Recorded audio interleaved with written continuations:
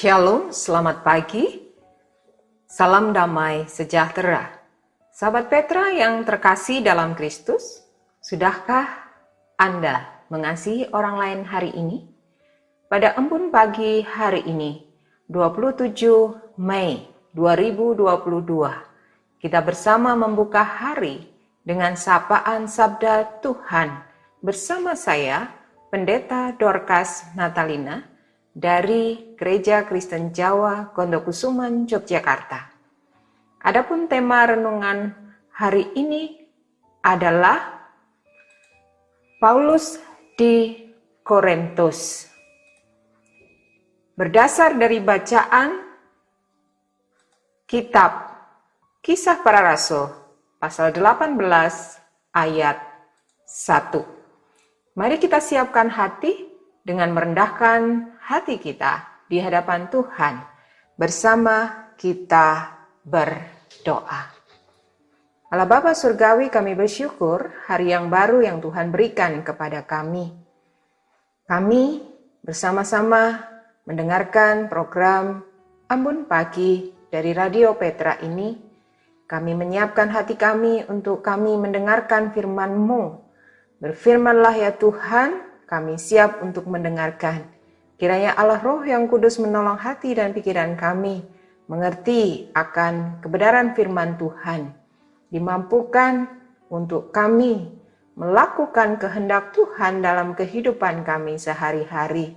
Sertai dan pimpin kami dengan pimpinan Allah Roh Kudus sendiri. Di dalam nama Tuhan Yesus Kristus kami berdoa dan mengucap syukur. Amin. Pembacaan Alkitab dari Kisah Para Rasul, pasal 18 ayat 1. Kemudian Paulus meninggalkan Athena, lalu pergi ke Korintus. Demikian pembacaan Alkitab yang berbahagia ialah setiap orang yang mendengarkan firman Tuhan dan yang memeliharanya. Haleluya. Tema renungan pagi hari ini adalah Paulus di Korintus. Paulus dalam pelayanannya mengambil kebijakan bahwa dia melayani jemaat berpindah dari satu pusat kota yang strategis ke kota lainnya. Oleh karena itu, Lukas menceritakan kunjungan ke Athena, Korintus, dan Efesus, 3 kota besar utama di zaman itu. Kisah Para Rasul 18 ayat 1. Kemudian Paulus meninggalkan Athena lalu pergi ke Korintus. Tentang perjalanan ini, Paulus menulis, sebab aku telah memutuskan untuk tidak mengetahui apa-apa di antara kamu selain Yesus Kristus, yaitu Dia yang disalibkan. Aku juga telah datang kepadamu dalam kelemahan dan dengan sangat takut dan gentar. Tercatat dalam 1 Korintus pasal 2 ayat 2 sampai 3. Beberapa sebagian teolog menjelaskan keputusan Paulus sebagai berikut. Khotbahnya gagal, terlalu intelek, dan terpusat pada ciptaan ketimbang salib. Jadi, dalam perjalanannya ke Korintus, ia menyesalinya dan berketapan hati untuk hanya memberitakan salib. Namun, Lukas tidak memberikan tanda apapun bahwa Paulus telah gagal. Justru sebaliknya, ia mencatatnya sebagai sebuah model. Di samping itu, justru ia memberitakan salib karena ia memberitakan tentang kebangkitan. Lagi pula sebagian orang menjadi percaya dan Paulus tidak mengubah taktiknya ketika tiba di Korintus. Orang Korintus begitu bangga dengan kota mereka, akan kemakmuran, budaya, dan perlombaan-perlombaan yang ada. dan gengsinya sebagai ibu kota dari provinsi Akhaya yang bahkan mengatasi Athena. Tapi salib meruntuhkan keangkuhan manusia. Korintus juga terkenal karena percabulan. Sebagaimana arti kata Korintiasai berarti melakukan percabulan. Di dataran tinggi Akrokorintus, di belakang kota berdiri kuil Afrodite atau Venus, Dewi Cinta, dan 1.000 budak perempuannya menjelajahi jalanan kota di malam hari sebagai pelacur. Tetapi Injil Kristus yang disalibkan memanggil orang-orang Korintus untuk bertobat dan hidup kudus.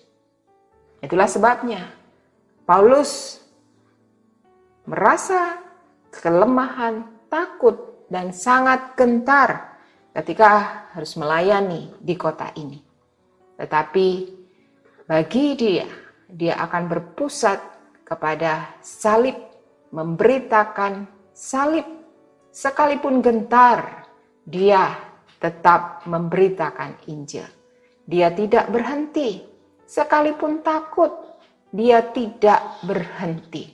Sekalipun sangat gentar, tetapi kekuatan untuk memberitakan salib itu mendorong dia dapat menembus kelemahannya, dapat menembus rasa takutnya, dapat menembus kegentarannya.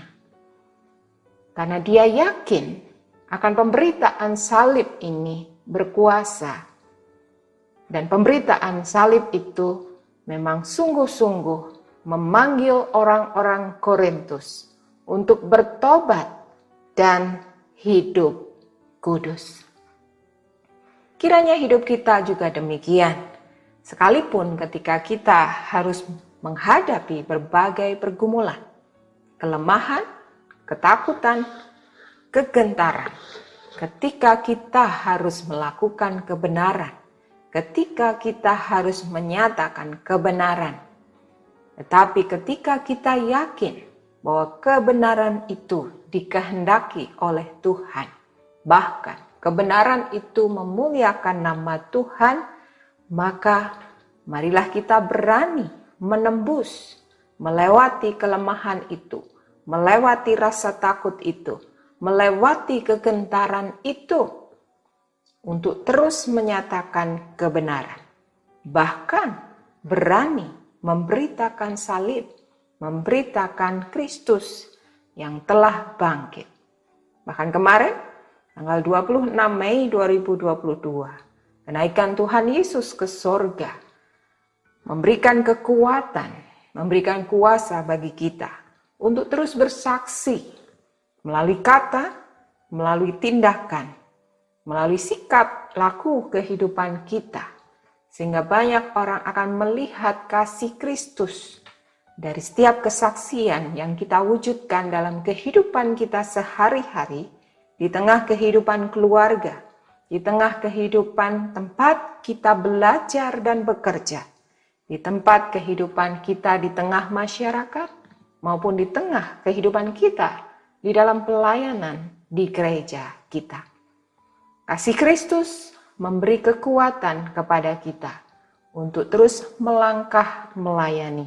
Sama seperti Paulus yang terus memberitakan salib dari kota ke kota, bahkan 3 kota besar utama di zaman itu. Tidak lelah, sekalipun takut, tidak gentar, untuk terus menembus kegentaran yang sebenarnya dia alami. Kita mungkin punya tempat-tempat yang Tuhan izinkan kita berada di sana. Entah kota, entah pekerjaan, entah keluarga, entah tetangga, masyarakat. Di tempat itulah kita dapat mewujudkan kesaksian hidup kita. Pemberitaan salib menyatakan kasih Kristus kepada banyak orang. Kita dimampukan melakukannya tidak dengan kekuatan kita sendiri.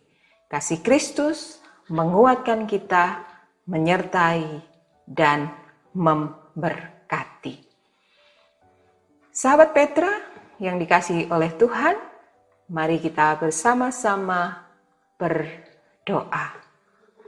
Allah Bapa Surgawi, kami bersyukur teladan tokoh Paulus yang memberitakan salib dari kota ke kota, bahkan 3 kota besar di Athena, Korintus, dan Efesus. Sekalipun Paulus menyadari kelemahan dia, kelemahan, ketakutan, kegentaran, tetapi panggilan untuk memberitakan salib itu tetap mendorong hidupnya untuk tetap melakukannya. Dan orang-orang Korintus mendengar pemberitaan salib itu, justru mereka kemudian bertobat dan hidup kudus. Ajar kami Tuhan, dimanapun Tuhan menempatkan kami, di tempat kami belajar, di tempat kami bekerja, di tempat kami berpelayanan, dalam kehidupan di tengah masyarakat. Mampukan kami, sekalipun kami menyadari kelemahan kami, ketakutan kami, kegentaran kami, kekuatan yang dari Tuhan, kekuatan kasih Tuhan, memampukan kami menembus semua kekurangan kami itu, baik kelemahan, ketakutan maupun kegentaran. Sehingga kami terus menjadi saksi Tuhan, memberitakan kasih Tuhan bagi banyak orang. Tuntun kami, sertai kami, dan mampukan kami. Kami mohon ampun untuk segala kesalahan kami, dan sepanjang hari ini kami menyerahkan kehidupan kami beserta dengan seluruh keluarga kami. Kami menyerahkan aktivitas kami dalam belajar, dalam bekerja. Tuhan yang menyertai dan memampukan kami berhasil oleh karena berkat yang dari Tuhan saja. Inilah doa kami Tuhan, dan kami juga berdoa bagi Radio Petra, pimpinan, karyawan.